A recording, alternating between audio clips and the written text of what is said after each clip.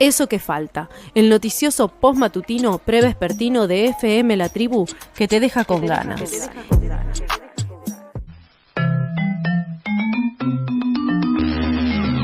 Falta o sobra. Análisis ecofeminista para una economía patriarcal. Falta o sobra. Falta o sobra.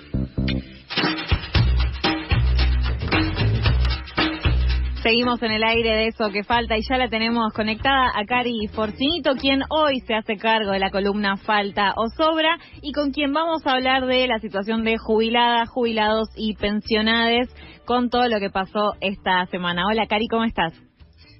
Hola, ¿cómo les va? ¿Qué tal, Mailén? A la audiencia, ¿cómo están? Bueno, acá como podemos básicamente, ¿no? Como cada semana nos trata desde diciembre, por lo menos, si no antes también, ¿no? Sí, es así, pero bueno, es cierto que la política de la crueldad se está profundizando de una manera muy preocupante.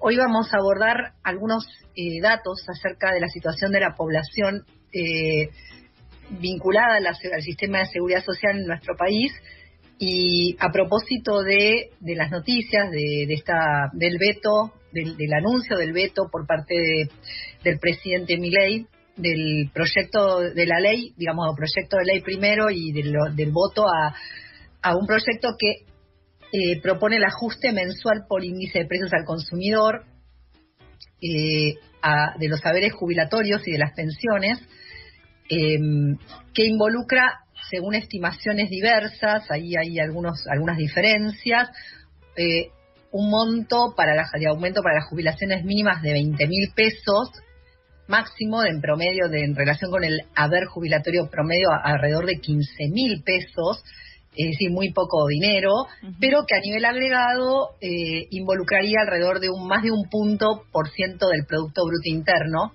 de gasto, porque la población de 60 años o más que depende del sistema de seguridad social en el país suma 7,7 millones de personas, ¿no? Entonces nos parece que es importante en este contexto mirar un poquito a este sector de la población, qué les está pasando a propósito de las estadísticas del INDEC y del ANSES. En ese sentido, está bueno decir en primer lugar que la población de 60 años o más, Ailén, en el país, y obviamente también a la audiencia, es lo que se define como mayores adultos, ¿no? La tercera edad es a partir de los 60 años. Sí. Según las convenciones internacionales, etcétera. El total de la población en Argentina de esa edad, insisto, suman 7,7 millones, según la ANSES, 18,4% son mujeres y 14,6% varones. En lo que hace a las estadísticas nacionales, porque no hay otra categoría que esté diferenciada, ¿no? Hay una tendencia al aumento de la esperanza de vida, por un lado, y también a la caída en los nacimientos, que está implicando un envejecimiento demográfico en la estructura poblacional que plantea muchos desafíos en lo que hace a la organización de la sociedad, pero también especialmente a los cuidados, ¿no? Pero también a la seguridad económica de esta población, que es una población vulnerable. Igual que las infancias, se trata de un sector de la población crecientemente vulnerable a medida que se acerca a edades superiores. Sí. La vejez de la Argentina, digamos, no sé si ustedes vienen tratando este tema en la radio, me imagino que esta semana sí. Sí, a partir de la represión del miércoles sí fue noticia, digamos, hubo diferentes entrevistas en estos días y lo vamos a seguir tratando además en este programa. La semana que viene ya anticipando algo de las entrevistas que tenemos pautadas. Buenísimo, sí, porque es una cuestión sumamente importante. Hay hay una feminización de la vejez en la Argentina, pero en el mundo creo que también es así, que la población adulta mayor de más de 75 años, por ejemplo, es muy importante la presencia de las mujeres, mucho más que de los varones, y las mujeres de lo que es la población adulta mayor, arriba de 60 años, representan el 34,1%, mientras los varones representan el 27,3%. Las mujeres en general, en una gran proporción, 47,9%, viven solas, y Y los hombres, en cambio, en una gran proporción viven acompañados. En general, los adultos mayores varones viven en hogares multigeneracionales en más de un 50%, mientras un 47,9% de las mujeres viven solas. Uh-huh. Sí, eso habla un poco del sistema de cuidados que mencionabas, que hemos también charlado con Cori en algunas ocasiones. Pienso, volviendo como a la cuestión del sistema jubilatorio en particular y el envejecimiento de la población que también referías recién, que esto en algún momento, digamos, este envejecimiento de la población y la falta de nacimientos va a implicar que a partir del sistema que tenemos hoy en día como lo conocemos, y además las modificaciones en las normativas laborales que está llevando adelante este gobierno, que haya cada vez menos aportantes al sistema de la seguridad social, que es el que básicamente después abona los saberes jubilatorios. Por supuesto, sí. Si bien el deterioro del sistema jubilatorio viene de larga data, ya en los 90 el 40% de las personas que dependían del sistema previsional estaba por debajo del sistema de pobreza, de la línea de pobreza, perdón. Yo, de hecho, lo recuerdo muy bien ese dato porque era muy impactante, ¿no? Las manifestaciones de los jubilados en las plazas, todas las semanas en la Plaza de Mayo, en los reclamos permanentes. Era una situación que estaba muy visibilizada y a pesar de los avances en una universalización de la cobertura durante los gobiernos, especialmente durante los gobiernos de kirchneristas, digamos, lo que terminó ocurriendo y lo que está pasando y se evidencia es que el sistema evidentemente no es sustentable en el largo plazo y por lo tanto hay que pensar en sistemas más equitativos que no dependan de la prestación laboral, además, como la política del ingreso ciudadano. Hay muchas políticas que se están discutiendo y probando en el mundo, eso sería objetivo de otra columna, pero no es que claramente hay una crisis. La crisis laboral también se manifiesta y de los ingresos se manifiesta en el sistema previsional. Uh-huh. Para caracterizar un poquito la situación actual del sistema, mientras no se modifique, digamos, estructuralmente, es importante decir que la cobertura previsional en la Argentina alcanza el 89% de la población mayor, ¿no? El 91% de los varones y al 87,6% de las mujeres. Hay que tener en cuenta que los varones se jubilan a partir de los 65 y las mujeres a partir de los 60 años. Pero hay una cuestión muy importante que es de género, que es que la brecha de ingresos por haber jubilatorio entre los varones y las mujeres es enorme. Es del 48%. Uh-huh. ¿Por qué es así? En gran medida porque las mujeres en un 78% cobran jubilaciones dentro de lo que es el sistema con moratoria. Es decir, que aún deben seguir pagando su jubilación y eso les baja enormemente la percepción del haber.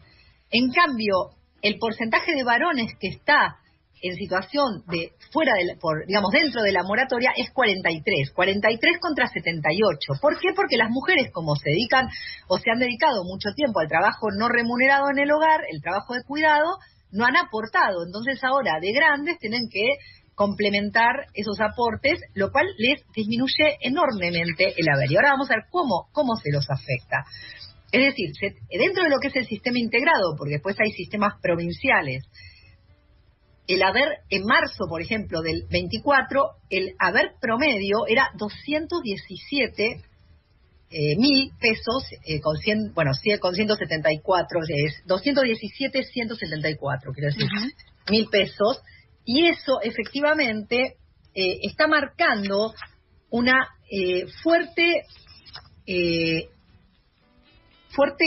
un fuerte deterioro en términos reales respecto de lo que cuesta la canasta, ¿no? Adquirir una canasta. Para tener datos más actuales que esos, que son los que está publicando INDEC, uh-huh, ahí hay que ir al ANSES o quizás también al Observatorio de la Seguridad Social que tiene el país.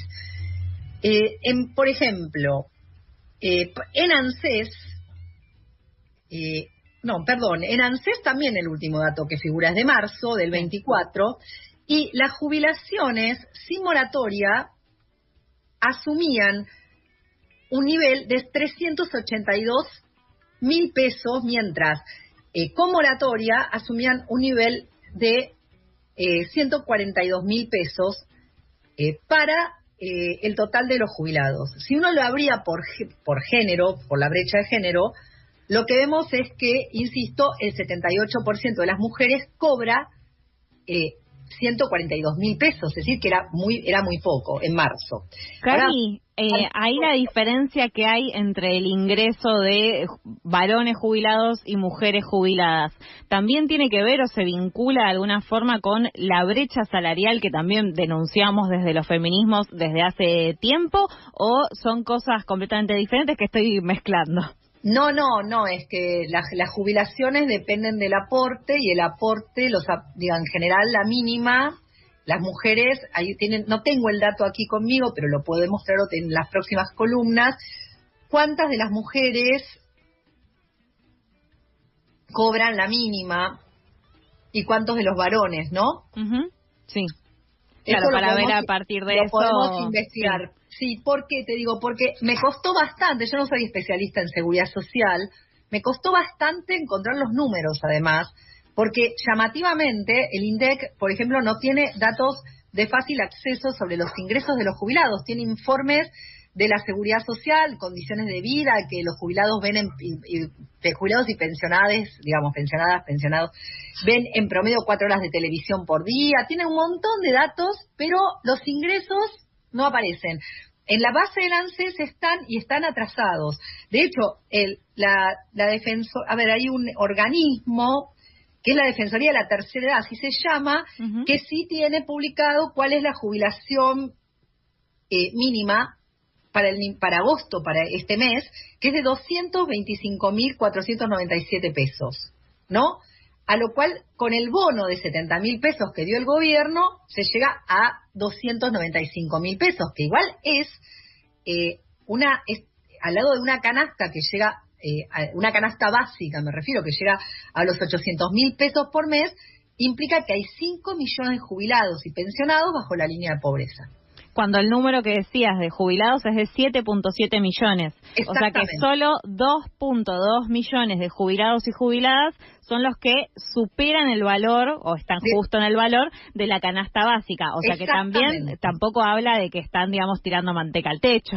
No, claro, viven con lo mínimo esos, o bueno, después hay gente que tiene jubilaciones desde las que son de privilegio hasta jubilaciones un poco mejor, que tienen que ver con los aportes, los sistemas que todavía tienen aportes diferenciales y que garantizan una fórmula de movilidad diferente. Claro, pero que ahí también habría que averiguar, ¿no?, cuál es el dato diferenciado de esa cantidad de aportantes, me parece, para también tener como el esquema completo de, bueno, cuántos de estos 7.7 millones de jubilados son jubilados de privilegio o cobran una jubilación de privilegio, cuáles son los que apenas alcanzan la canasta básica y después cuántos son los que están quedando afuera, que evidentemente son la mayoría igual, ¿no? Eso es como un dato claro. Exactamente. Y hay que decir que las pensionadas, porque hay un fuerte peso de las mujeres ahí, pensionadas y pensionados, pensionades, sufren y además mayores niveles de pobreza, porque, por ejemplo, para el sistema con moratoria,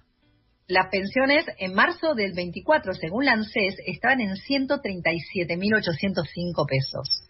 Mientras, para los que están sin moratoria, así que cobran después de haber aportado toda la vida, estaban en 211.469 pesos. Es decir, es realmente miserable. Uno sabe que eso es ir al supermercado, no sé, 1 o 2 veces y gastarse ese dinero. Uh-huh.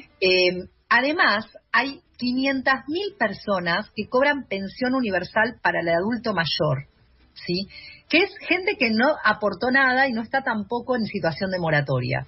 Esa gente cobra el 80% de la jubilación mínima, ¿sí?, cobra menos que la jubilación mínima. Y a su vez después hay 1 millón más con pensiones no contributivas, que es madre de 7 hijos, combatientes de Malvinas, con una cantidad de categorías específicas, que esas pensiones no contributivas hoy alcanzan a 220.000 pesos por mes. Sí, no existe. Es decir, ahora, claro, eso agregado por la cantidad de gente que es, para el Estado es un gasto importante. Ahora, de todas maneras, es fundamental entender que no es una responsabilidad de esa población la situación presupuestaria que tiene el Estado, y efectivamente en materia de salud además están cada vez peor. ¿Por qué? Porque si bien la cobertura del PAMI, que es una cobertura para mayores de 70, que cubre jubilados y no jubilados, en realidad es sin jubilación, pero en realidad también tiene prestaciones para los jubilados y pensionados, cubre al 95,8% de esa población de 70 o más, ¿sí? El 95,5% de las mujeres y el 96,3% de los varones. Hay que decir que el gobierno en esta política de la crueldad viene disminuyendo la cantidad de medicamentos que les cubre. Acaba de anunciar que va a disminuir 44 medicamentos que tenían cobertura por el sistema de seguridad, por el PAMI, digamos, a través del sistema de seguridad social. Eso te habilitaba a comprar más baratos esos medicamentos o tener, digamos, mucho más baratos. Y el argumento de quienes están defendiendo esto es impresentable, que es que los jubilados, las jubiladas, les jubilades compran para el resto de la familia, lo cual es, la verdad, delirante. Me parece un argumento espantoso, culpabilizar a las víctimas de esta política terrible de exclusión que condena a la muerte y a la discapacidad, porque no poder comprar los medicamentos que se necesitan a esta altura ya significa que tenés un daño en la salud, permanente o transitorio tenés un daño en la salud, en el mejor de los casos. Así que me parece que esto hay que decirlo con todas las letras. A eso se suma que esta población, dada la falta de ingresos, trabaja en muchos casos. Trabaja, el 24,4% de las personas de más de 60 trabajan en la Argentina, ¿sí? Y además, los ingresos provenientes de otras fuentes que no son la jubilación son muy pocos. Por ejemplo, solo el 13,9% de las mujeres tiene otro ingreso que no proviene de la jubilación, y sí ese porcentaje es mayor en el caso de los varones, el 35,3%. Porque los varones, en muchos casos, continúan trabajando, especialmente los de mayor nivel educativo, porque tienen más opciones y posibilidades de trabajo porque han podido estar insertos en el trabajo durante toda su vida laboral, o gran parte de su vida laboral. No es el caso de las mujeres, que han dedicado mucho más tiempo en estas generaciones, además, a las tareas de cuidado no remuneradas. El trabajo no remunerado sigue siendo, además, mucho más importante en el hogar de los adultos mayores y adultas mayores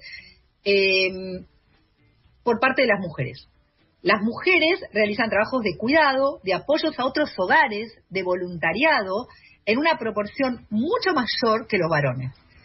Y dedican, además, una hora y 16 minutos diarios más que los varones a las tareas de cuidado y de trabajo domiciliario. Esto digo, es algo que ya venimos caracterizando en relación con la población activa, que por supuesto continúa en la población pasiva, pero más grave porque las posibilidades físicas de sostener ese trabajo van disminuyendo, ¿no? Por supuesto. Cari, vamos a seguir charlando de esto, evidentemente, porque, bueno, por suerte, o no sé si decir de esa forma, todavía el veto presidencial que se viene anunciando no sucedió, pero puede darse en cualquier momento, así que va a seguir siendo noticia y algo que seguiremos analizando en esta columna. Sí, Ailén, muchísimas gracias. Yo quiero cerrar agradeciendo el espacio, y diciendo también que falta, porque siempre terminábamos con la pregunta falta o sobra, ¿no?, de esta columna, falta un cambio de prioridades por parte del Estado en la política pública. Se privilegia el descuento a las grandes empresas a través del RIGI, no aportan las grandes mineras, no aportan las petroleras, impuestos fundamentales, etcétera, además de destruir el ecosistema, los ecosistemas críticos. Y en cambio, pero sí, claramente se sacrifica, porque es población de sacrificio, a la población adulta mayor. Sobra la injusticia y la inseguridad social que condena a la muerte y a la discapacidad. Con esto me despido y les agradezco mucho el espacio. Gracias, Cari. Nos encontramos pronto en una nueva entrega de Falta o Sobra.